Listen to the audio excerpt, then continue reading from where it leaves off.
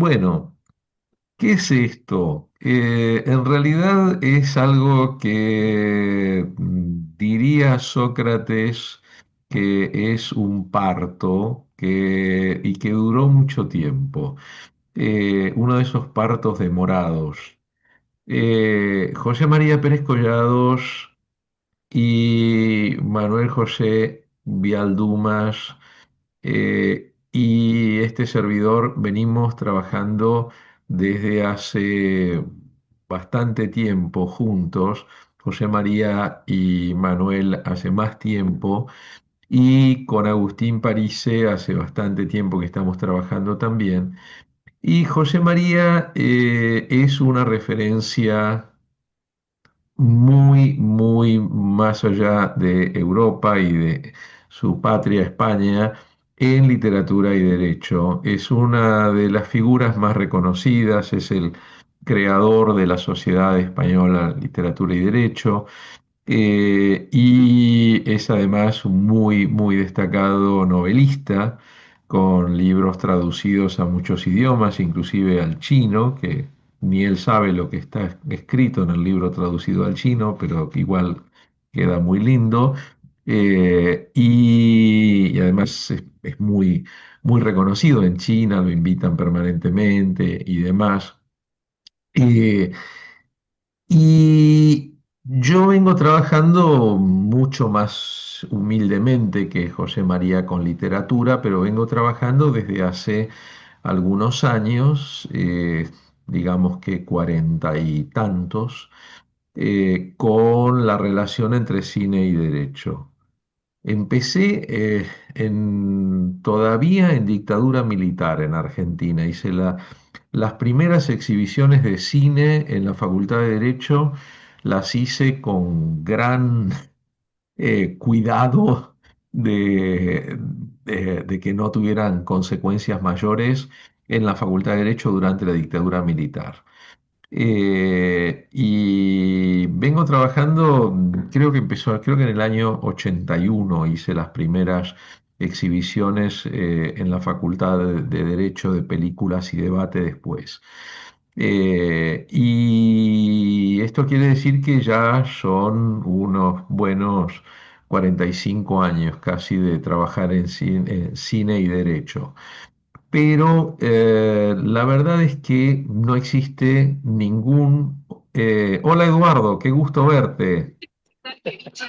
Buenos Qué- días, profesor. bueno, ahora tenemos, tendrías que apagar el micrófono porque nos está pasando un Ah, noticiero ya. Ya, ya. ahí atrás. Eh, en este momento tenemos reunidos entonces a varios países, porque tenemos a Brasil, a Colombia, a Chile, a Argentina, a España y a Holanda. O sea que somos muy multinacionales, somos pocos pero muy multinacionales. La cuestión es esta. No existe ninguna carrera de posgrado en cine y derecho. No existe ninguna carrera de posgrado en literatura y derecho y por lo tanto tampoco existe ninguna que reúna ambas cosas. Eh, Manuel José Vialdumas es uno de los más destacados especialistas en la cultura griega y en particular en algo que en el mundo occidental es extremadamente raro, que es el estudio de Bizancio, con la particularidad de que Manuel domina el griego clásico, el griego bizantino y el griego actual, todos. Y además en los últimos años ha empezado a trabajar con la literatura distópica, que es un tema muy interesante y que es un tema que cada vez está más presente, a pesar de que es un tema bastante antiguo el de la literatura distópica. Es un tema que lo podemos llevar hasta la antigua Roma. pero en historia verdadera, ¿no? Pero lo cierto es que queríamos trabajar esto juntos. Yo creo que José María, que ahora va a decirles él por su parte, yo creo que José María en realidad tenía muchas ganas y yo tenía muchas ganas también de pasar de las materias que teníamos en otras carreras de posgrado y que seguimos teniendo, donde José María trabajaba literatura y derecho y yo trabajaba cine, televisión y derecho, pero queríamos pasar a un posgrado donde realmente esto no fuera una parte accesoria, una parte lateral, una parte más, sino fuera el centro, que fuera el centro de la cuestión. Creo que literatura y derecho ya trae una historia de producción, de bibliografía, de congresos, de publicaciones diversas, revistas, algunas que siguen, otras que han quedado en el camino y demás, que ya le da una ubicación indiscutible. Aunque parezca mentira, todavía igualmente hay quienes manifiestan sus objeciones a la presencia de literatura y derecho dentro del esquema de los estudios de derecho. Cine y derecho es mucho más joven, y televisión y derecho es mucho más joven todavía. Hay que tener presente que el cine como tal, digamos, está cumpliendo 125 años. Entonces, 130 años en realidad, está cumpliendo 130 años. Entonces, el empezar a trabajar sobre cine, más allá del cine, es algo que tomó más tiempo todavía. Digamos que más o menos literatura y derecho nació como un quehacer científico al más o menos al mismo tiempo que el cine nacía como quehacer en sí, ¿no? De manera que hay una diferencia temporal entre literatura y derecho, o derecho y literatura, como originalmente aparecía, Law and Literature, con cine y derecho, o derecho y cine, que es algo bastante reciente. No obstante, hay que tener presente que, por ejemplo, en San Sebastián, que es la capital en gran medida del punto de vista de eventos del cine en idioma castellano, se ha dedicado hace unos pocos años el evento principal a cine y derechos humanos, ¿no? Y el tema de cine y derecho está ganando cada día más espacio, más lugar. Ha tenido una enorme importancia en esto la gente que trabaja con derecho laboral, porque el cine se ha ocupado desde sus inicios del derecho del trabajo y ha mostrado la situación de los trabajadores. Hay que tener presente que una de las primeras películas que existen es la salida en realidad las obreras, no los obreros, de la fábrica Lumière en Lyon, y la calle, ya no existe más la fábrica Lumière, ahora hay ahí un museo dedicado en Lyon, dedicado a los Lumière, pero la calle se llama la Rue du Premier Film, ¿no? La calle del primer film hoy en día. Y a Lyon nadie le saca el orgullo de ser la ciudad de los primeros films, ¿no? Y bueno, y hay que tener presente que ese premier film es un film que es la única posibilidad que tenemos de ver una escena laboral, para colmo tres veces, ver una escena laboral del siglo XIX. Porque hasta que se creen los viajes en el tiempo, otra manera de ver una escena de trabajo del siglo XIX no vamos a tener. Y gracias a que los Lumière tenían la fábrica y se les ocurrió esa idea de hacer, y ahí ya aparece la idea que va a transmitir después Jean-Luc Godard, el gran cineasta de la Nouvelle Vague francesa, con la idea de le cinéma est la plus belle escroquerie du monde, ¿no? El cine es la más bonita, la más linda estafa del mundo, ¿no? Porque los obreros, las obreras y obreros que salen de la fábrica salen 3 veces seguidas y salen vestidos y vestidas, sobre todo las mujeres, con ropa de domingo, ¿no? No con la ropa con la que irían seguramente a trabajar. O sea que el cine ya empieza, ya nace mintiendo, ¿no? Y esto va a ser una característica que desde el punto de vista jurídico-social nos va a resultar fundamental, ¿no? En ese sentido, la literatura está vinculada con el derecho desde que empieza a haber pensamiento sobre el derecho, porque Aristóteles en política ya vincula los textos atribuidos a Heródoto, perdón, a Heródoto, a Homero, los textos atribuidos a Homero ya los vincula con cuestiones políticas, ¿no? Entonces, la literatura y el derecho tienen un vínculo, es tan antiguo como posiblemente tengamos textos sobre lo jurídico. De hecho, el primer texto con reflexiones filosófico-jurídicas embrionarias es el texto de la epopeya de Gilgamesh, que es considerado el primer texto literario que tenemos de la historia humana, ¿no? O sea, la primera fuente literaria de la humanidad tiene reflexiones sobre los límites al poder, ¿no? De manera que parece mentira que no había ningún posgrado sobre estas cosas. Y esto me hace acordar siempre la famosa frase de Julian Huxley cuando Darwin publica El origen de las especies, ¿no? Y dice, ¿cómo diablos nunca nos habíamos dado cuenta? ¿No? Y pasa muchas veces, uno dice, pero ¿cómo diablos nunca nos dimos cuenta? ¿Cómo nunca hicieron un posgrado así? Bueno, no importa, estaban esperando que se produjera un encuentro de un aragonés, un chileno y un argentino, que son 3 estrellas que se alinearon en determinado momento, y que pensaron, bueno, hagamos una cosa así. No sabemos realmente qué éxito va a tener, tenemos muchas ganas de que tenga. Hemos hecho un esfuerzo muy grande, ayudados por la Fundación de la Universidad de Girona, para bajar los costos. Los hemos bajado al máximo posible porque realmente queremos hacer un programa que sea accesible a mucha gente.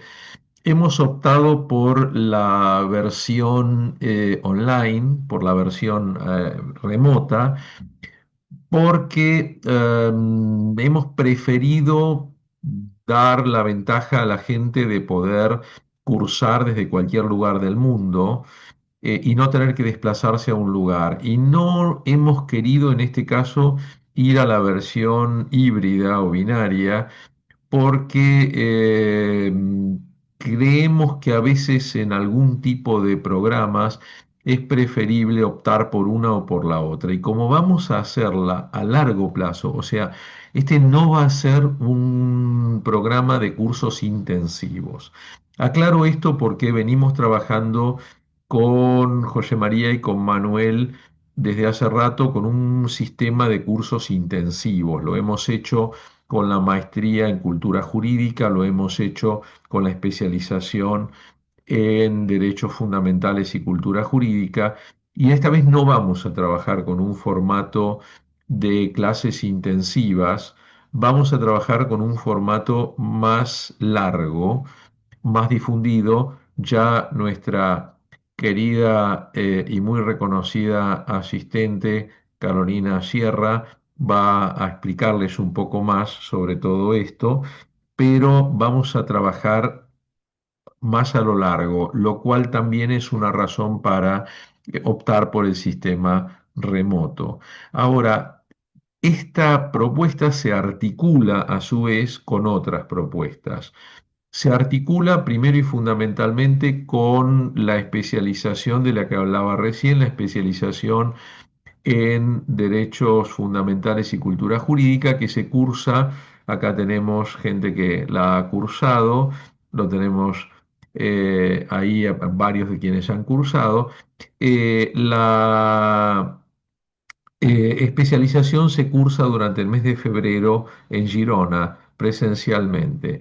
Entonces, existe la posibilidad de las materias de esta especialización que son también coherentes con las materias de la otra especialización a quienes quieran cursar en Girona físicamente, quienes tengan ganas de venirse a Girona. Creo que David está con ganas de irse a Girona, por lo que me comentó el otro día.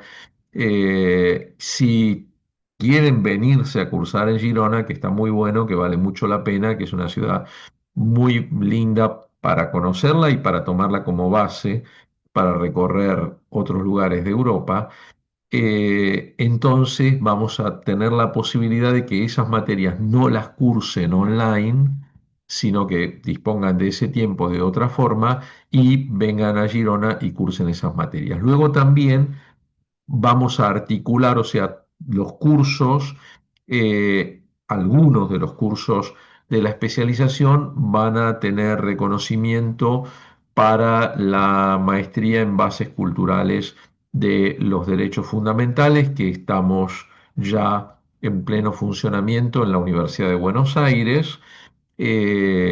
Va a articularse con ella también. Y quienes cursen la especialización de febrero, la especialización en Derechos Fundamentales y Cultura Jurídica y la especialización en Literatura, Cine y Derecho, podrán complementar además, y estamos armando que puedan tener también acceso a presentar un trabajo final de máster en el máster en Cultura Jurídica.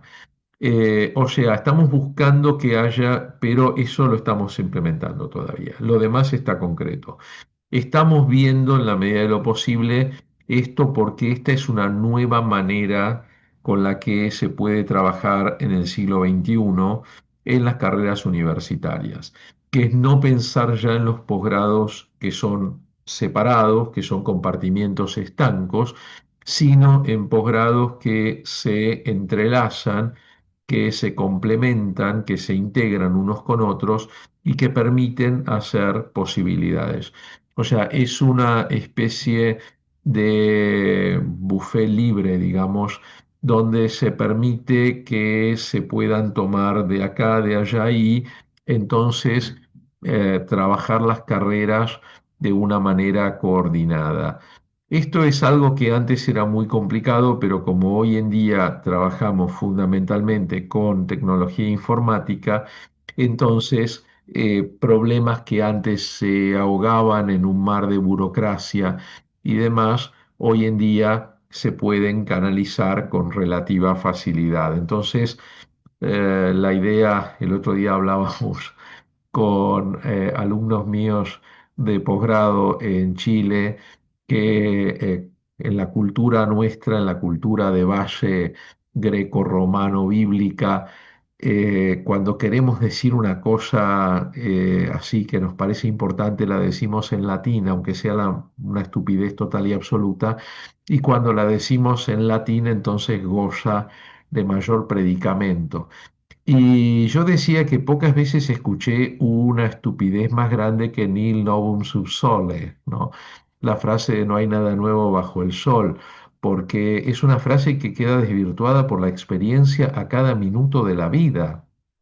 O sea, cada paso que uno da se encuentra que hay cosas nuevas bajo el sol, hay cosas nuevas bajo el sol a cada momento.